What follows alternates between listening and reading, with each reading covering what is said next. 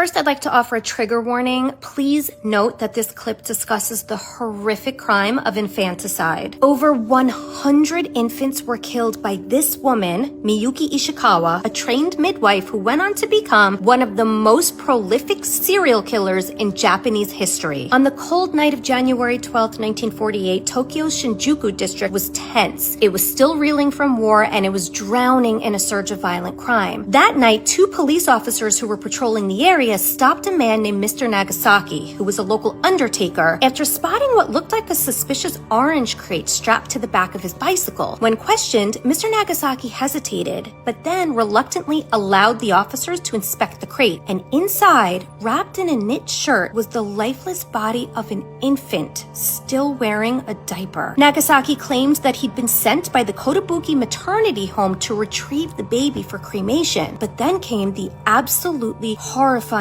truth. That was the 5th dead infant that he'd been called to collect from the same facility that day alone, because Nagasaki had been making those pickups for months. The eventual death toll linked to the maternity home would reach 103 infants, uncovering one of the most shocking crimes in post-war Japan. Miyuki Ishikawa, she was a respected midwife. She was trusted by mothers and overwhelmed families who were looking for a safe place to place their children. But behind her professional smile lurked something incredibly depraved and calculated, because over the course of several years in the 1940s, Miyuki deliberately allowed over 100 infants in her care to die of neglect, starvation, and hypothermia. Then she charged the grieving parents for the privilege of secretly killing their babies. When the truth finally came out, Japan was absolutely horrified, and the case ignited legal reforms that still reverberate today. For full case coverage, please listen with caution to the episode called Killer Midwife on the Psychopedia podcast, available wherever you get your podcasts. Please subscribe. And if you'd like an ad-free version of all Psychopedia episodes, go over to patreon.com/psychopediapod.